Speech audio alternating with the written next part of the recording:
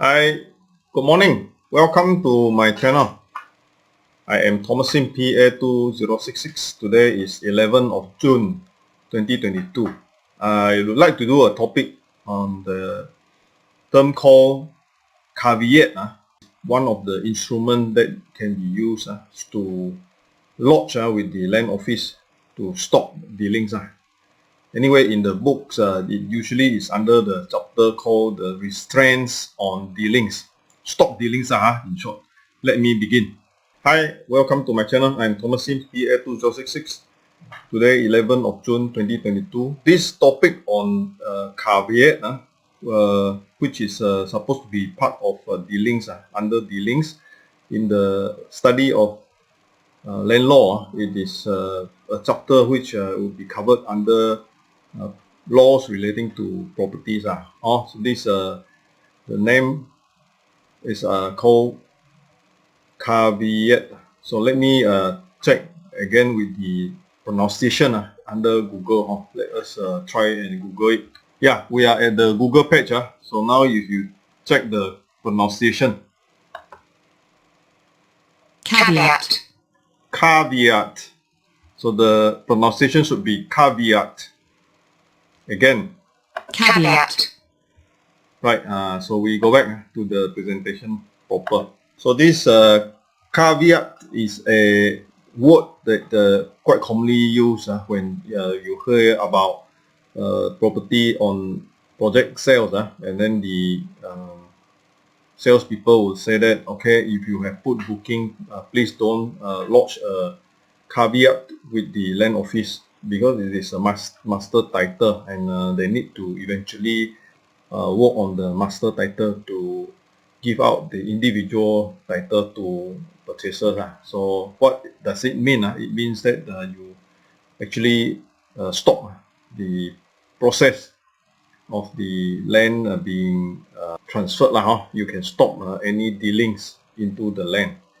Anyway, we will do a brief on explaining this caveat, and in fact some of the terms like caveatable interest later in the presentation. We try to make it into a more interesting presentation, although this topic on caveat is actually quite confusing and also quite technical for those who are not used to land law. So let me begin.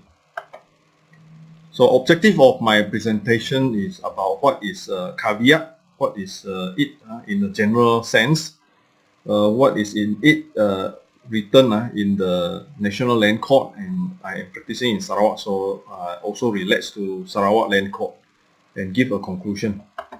So what is a caveat? Generally, a caveat's purpose is to advise prospective buyer that a third party, caveator, might have legal interest in the property. So in the aspect of purchase of a property, the buyer would want to ensure the amount of money booking or deposit being paid a loss because the property transferred to somebody else. So the buyer lodge a caveat to stop whoever the owner to sell to another party.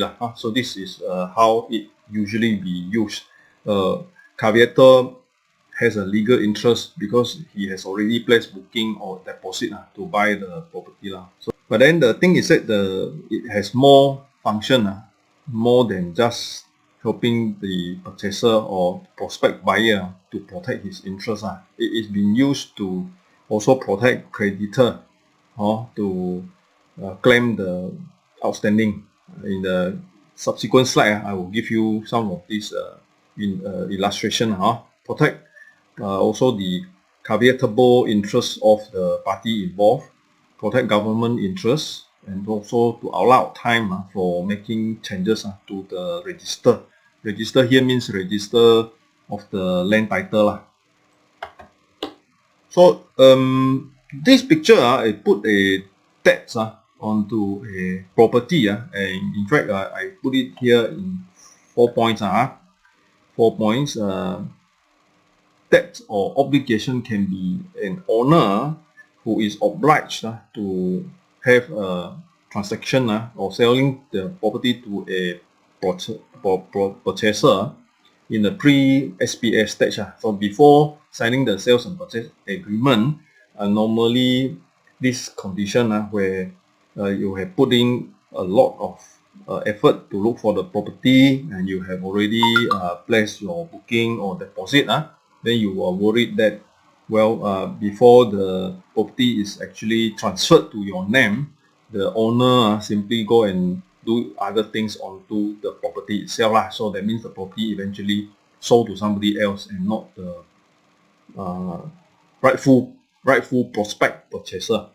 So that is the first point. Second is that sometimes the scenario is, well, the property owner has borrowed money to buy the property, and the person who loaned the money would want to make sure that this property is not simply sold and the owner or this buyer owner who has loaned money, who has borrowed money from him, actually run away. So they put a caveat onto the property.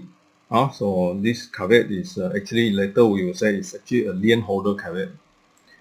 So owner owes creditor money. So sometimes the issue is when you come to a joint venture, then two persons put in effort and money into a project, and eventually one owes money to another, so the other person becomes a creditor. So the creditor worries that the person who owes money actually exit the business venture, and then therefore want to lodge a caveat to control the risk in that sense. And then the fourth one is the owner who partners with the others, sometimes partnering with a few people who work on certain project, like in the case of a joint venture, or in the case of a person who works for a common goal, and eventually worry that amount of money he has invested together actually is locked into the property. So the parties to the joint venture may want to indeed ensure that the property is not simply sold, so they can actually enter also a caveat. Let us continue. So here I have the illustration of a more complicated scenario. So you can see there are three parties. The one on the top, the owner is a businessman who owes money for a creditor of 600,000. So he, maybe you can look at it like he is a retailer, and then this creditor is a supplier. So the supplier supplies product or goods for him to sell, and he as a retailer over time need to repay outstanding amount of 600,000, but he was unable to repay because due to business circumstances he could not repay, and therefore he has an option to use his property, which is in his name, as a way of repaying this creditor. So this creditor has a right over the property. However, also this property may fetch a good price in the market of roughly R1 million. So this owner businessman may want to sell for a 1 million ringgit consideration, a sales price of 1 million. So the buyer two-step into buying this 1 million property house, and this property becomes now entangled into three-party condition. So these three-party who interacts in the bit of a convoluted situation or relationship now, means that all the three person could have right to ensure their own position in the ability to gain control of this property. So they would individually want to enter a caveat, the house, to enter a caveat for the house. So this type of caveat usually is a private caveat. So there are two kinds of instrument used for restraining dealings, to tell the land office to stop all the dealing. One is the system of caveat, which is entered or lodged with the land office. The other one is a prohibitory order, which is issued by the court. Usually the difference is that the first one, caveat, is lodged or entered into a registry system of the land registration. Prohibitory order actually resulted from a court action, a successful court action. The court issue a prohibitory order on stopping the transaction to the land office. So these are two kinds of ways, two methods to stop dealings of the property. Right.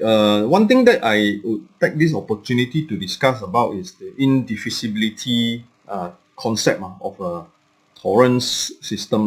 So if we study land law, then we understand the indivisibility of the ownership. So when the person's name is entered into the registry to own a particular property or land, then it is register is everything, and nothing else can challenge this register.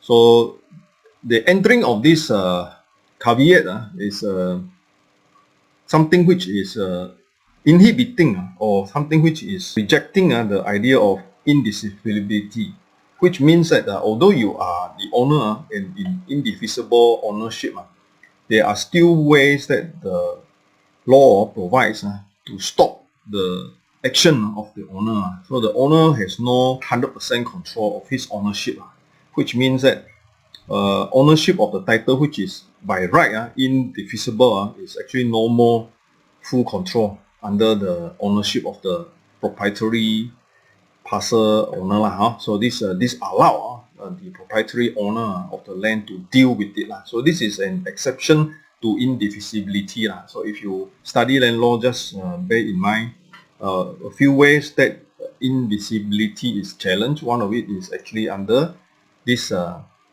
caveat system. The immunity here I put under tips. Indivisibility means the immunity from attack by adverse claim to the land or interest in respect of which he is registered. The proprietary enjoins. The proprietor enjoins. I have spoken about other methods that the indivisibility is challenged. Of course, that was in earlier chapters. A lot of time, indivisibility comes out in the exam. So those who are taking the diploma in estate agency examination under part 2, the subject of law relating to properties, this topic on indivisibility will always appear. So how government protects its interest by lodging caveat is actually example I give here. In the Sarawak government website, so-called the service.sarawak.gov.my, local council will lodge a caveat on land title of a property at the land registry office when any rates imposed to a rateable holding, which is a assessment bill we pay every year, twice a year, which is outstanding not paid. I actually put a box under orange color, not paid. The owner who wish to get the local council to withdraw the caveat will have to apply for this service. So this means that the local council, which is a government body, enter into a caveat to ensure that the dealing of this property is stopped by actually stopping this. Then the owner who wants to deal with the property has to pay up the outstanding bills. This is one way the government use the caveat system to stop transaction. Anyway, we have a term called the caveatable rights. So here means the interest applicant should prove to have caveatable rights to the property and not simply lodge a caveat, which may be open to court sentence or penalty. So later on we talk about the wrongful way entering a caveat. Sometimes this happens, especially in the fact that in the business, some people just want to stop and create trouble for you. So they will enter a caveat to stop the transaction of the dealings. So in response to it, you have no choice but to attend to him. So this is a dirty tactic lah. Of course, if he has a right, he has a caveatable right, then of course he has the right to enter a stop caveat lah, a caveat to stop you from dealing with your property. So just recap the functions of having this system of caveat. Well, first, restrain registered proprietor from dealing with his land, like we said just now. Protect interests of the caveator for the time while claiming against the proprietor. So in case it's a creditor. So the creditor worry that this sole proprietor who owes him money, he goes and enter caveat of the sole proprietor's house. Then this sole proprietor cannot run away lah. Sometimes people just say, okay, I disappear, I run away, I sell off my property, sell my house, sell my car, everything, and then disappear to another place. Then this, in this way, escape from paying the amount in debts, in outstanding, owing people money. So this is one method. So third is to serve as a notice to the world that this right, the caveatable right, has an announcement to the world that you have to notice me. I have the right to your property. And last is to freeze in a situation where there is a need to do amendment, changes to the register. So this is to maintain status quo so that the land office can go do some amendment to the information in the land title or registry lah. A lot of time this happens only like case of boundary problem, and later they need to do further survey. They need to do up changes to the land plans. Then this means that they cannot allow transaction of the land. So that there will be a stop of a transaction, and then they make up amendment to later on to the correct step lah. So we talk about types of different types of caveat. So this first is the registrar, second is the private, third is the lien holder, last is the trust. So we have gone through it's a bit on lien holder and private. The registrar way of making a caveat is actually more of registrar's own purpose. So here circumstances in which registrar's caveat may be entered. So it's first is when the registrar sends up there is a fraud or improper dealing. So in the case of forgery or some sort of thing happening, especially when inside certain transaction there is something wrong with the transaction, then the transaction need to be stopped. So the registrar would alert to enter a caveat to stop this transaction. Then give the time to investigate. And second is protecting the interests of the federation and the state authority. And now I have given the screenshot, local government, local council, municipal council. So in a way to force the owner to pay up the rates, the bills. Any person in this opinion under disability of minority, mental disorder or unsoundness of mind, who cannot make decision on their own, so they would not want this group of people to be cheated. So they say, okay, I will enter a registrar's caveat to ensure that your property is not simply transacted. Even though, conmen, scam people who go and approach these people who are mental disorder or unsoundness of mind, then they wrongly believe or trusted this scammer, then they will transfer the title or transfer the name. So this means protecting them lah. So this is a good thing for securing the land will be available for subscribe the whole or part of the any debt due to the federation. So like just now we were saying, the property owes money to the federation or the state authority or the local government. So such a way to enter a registrar's caveat by reason of some error appearing, which we also mentioned in the case of maybe a survey to the boundaries of the land, and maybe have to change the calculation or whatever inside, and they issue a document of title, make changes to the register. So how to remove? Usually if it is a registrar's caveat, then it will be done by himself as in the position of the registrar, remove by himself in his own motion. And then also for the proprietor of the land to apply. If the proprietor of the land now become like in case of a minor, let's say a person is a minor, then later he becomes age of majority, then he can apply to remove the caveat and also to be able to deal with the land.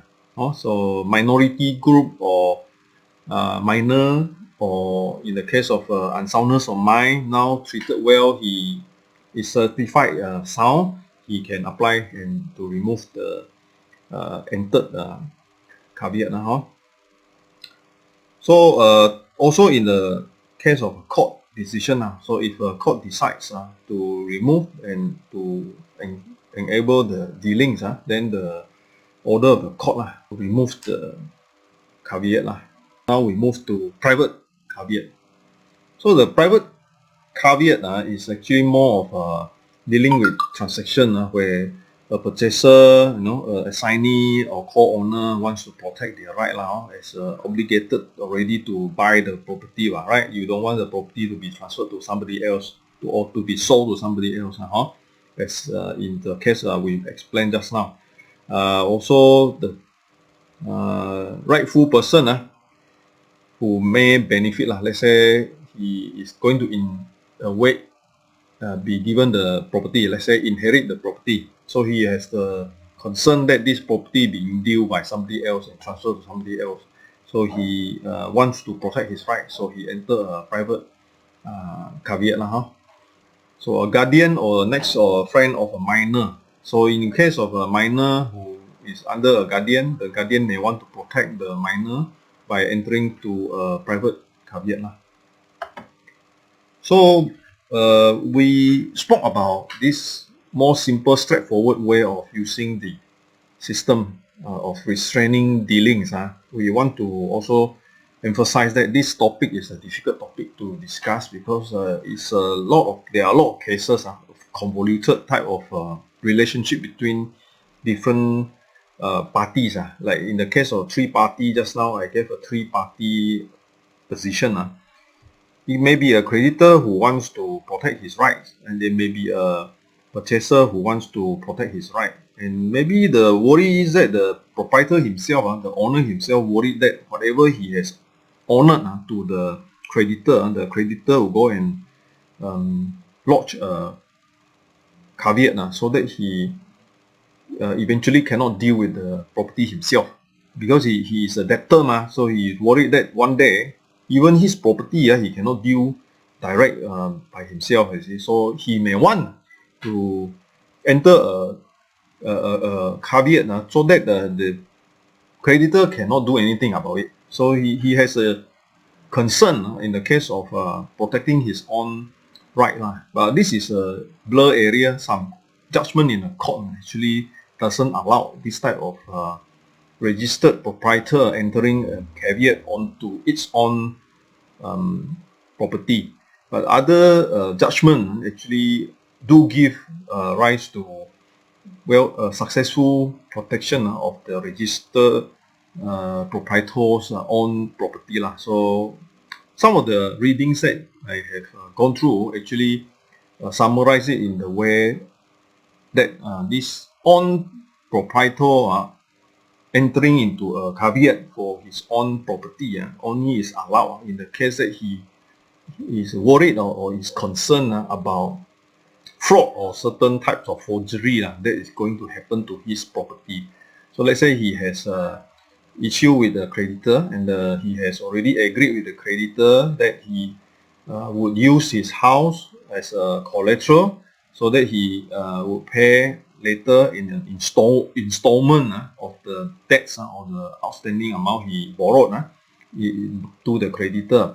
And he has signed some papers, so he has signed some papers almost like allowing the creditor to take over the property. But eventually, this debtor or this owner said that he has paid up, but then the creditor still say he owes him money.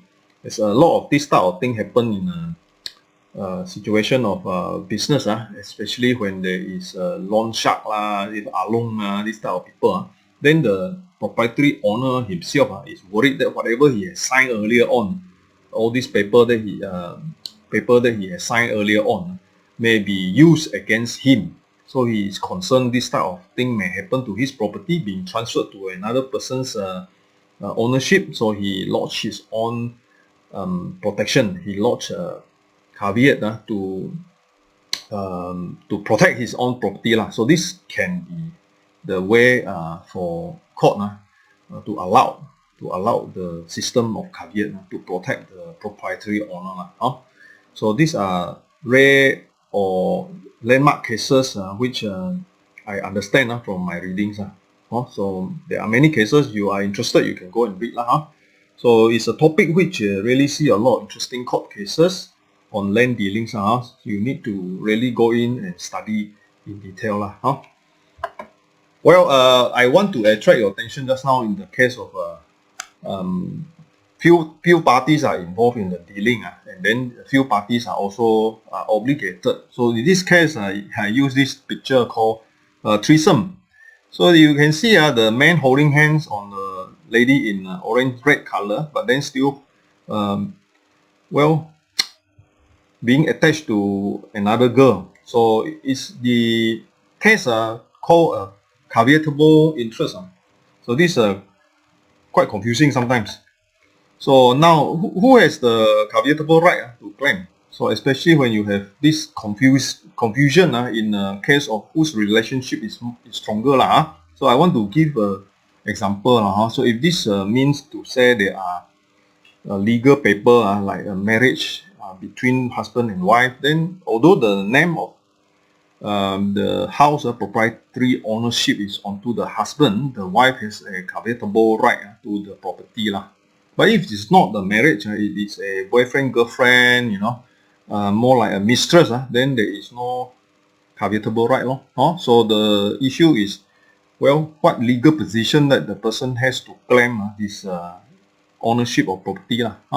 So if a person enter into a joint venture with another person to do a agriculture land project, and then over time worried that this land which is supposed to be their venture, the joint venture, they need to protect their interests. So they have both have the caveatable right to the land, so they can lodge this caveat to protect their rights. So application or how to do it, usually it takes a bit more work. So you go to your legal firm, talk to your lawyer, enter a private caveat, and there you need the lawyer to enter it form 19B pay the prescribed fee, statutory declaration saying that there is a ground for you to claim the rights, which part of the land, all these very detailed part the lawyer will assist you to do, and in the sense that you have lodged this caveat, it will be there for time to protect your rights. So okay, registrar caveat, there is no duration. The private caveat, you have a 6 years duration. Private caveat usually lodged in West Malaysia or in National Land Court. It's 6 years. After 6 years, automatically it expires. But this is not the case in Sarawak. In Sarawak, the Sarawak Land Court has no provision for 6 years or any timeline. So in Sarawak, you are looking at it as long as it is. However, there are people who misunderstood on the part of a lapse of caveat. So lapse of caveat is not the duration of caveat. Lapse of caveat is about when a notice, some dealings has been lodged, and then some dealing need to be given notice to the person who entered the caveat. So this case, every caveat shall, upon the expiration of 3 months after notice given to the caveator that application has been made for the registration of any instrument affecting the land. When a transaction is been entered into the land within the control of this caveat would be given 3 months to respond to this notice. That means to say that, okay, you cannot handle this dealing because I have already the right. I will not allow this dealing to go through. So in the case of this being said, then the person who entered the dealing has to respond. Usually, if it is a court case, that means there is owing of money and things like that, then the person will sue to court to get the money back. So the court will decide. So there is a second part, unless the notice is within the set period of 3 months given to the registrar that the application for an order to the contrary has been made to the High Court, and that High Court gives out the decision. So this High Court, upon hearing the case, would give the decision on whether to pursue dealings or have to reject the dealings because of the caveat being lodged. Anyway, Sarawak also similar to National Land Court on to wrongful way of entering a caveat. So in case of wrongful way, then it is subject to compensation if there is any damage caused. So let's say you enter a caveat so that you restrain the dealing, then the person who got affected suffered damage, and your stopping or your caveat stopping them from dealing actually is wrongfully lodged. That means you have no caveatable right. Then the damages you need to compensate. So similar on the 179 Sarawak Land Court also, any person lodging any caveat without reasonable cause shall be liable to make any person who may have sustained damage thereby such compensation as may be just. So in a conclusion, I just highlight on general background of what this topic about the caveat system. How indivisibility, we gone through it by talking about being an owner, proprietary owner, you have all the right to deal, but then there are systems in the land law that inhibits or curtail, stop you from dealing, and this is a challenge to indivisibility. This part is also because there are reasons, functions of the caveat. So this caveat function we gone through, there are a few to ensure fair dealings, to protect the rights, and then the government want to ensure the rights of the government to collect certain outstanding sum, and also to allow time for changes amendment. And types of the caveats also we went through: registrar's caveat, private caveat, lien holders caveat, and also trust caveat. And we also mentioned about differences a bit into land. In Sarawak, under the Sarawak Land Court, there is no duration. That means caveat can be entered and then it is entered forever. And this one I have a story to tell also. There was a story I heard in a land seminar, caveat having no time line. So this is a story I heard in a seminar. The person is a doctor who entered a caveat because the patients could not pay the surgical bills, so allowed him to enter a caveat onto a land, and this patient eventually pay up the surgical fee. However, the doctor did not remove the caveat, and many years later need to eventually inherit the property for the children. So the children wanted to move on, wanting to deal with the land, but the land was still caveated, still caveated by the doctor. So they went through the process to see the doctor and ask the doctor to remove. So it's in Sarawak, is no duration for a private caveat. So removal of caveat also we went through, and it's about the right channel, right form to use, prescribed fee to pay.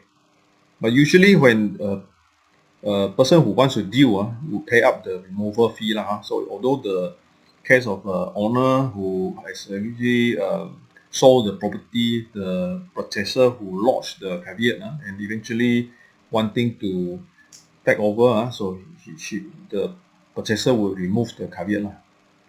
Wrongful caveat, in the way I have explained just now, if the person has no caveatable right, then entering into a caveat actually opens up potential compensation that he needs to pay to those who sustain damages. So this one, like case of well with no caveat right, and yet want to caveat. So case I heard is about family, many siblings, but then the land is given to one of the relative. Then the siblings are not happy, so the sibling who has walked on the land, or who supposed to inherit the land, enter caveat so that the dealings is stopped.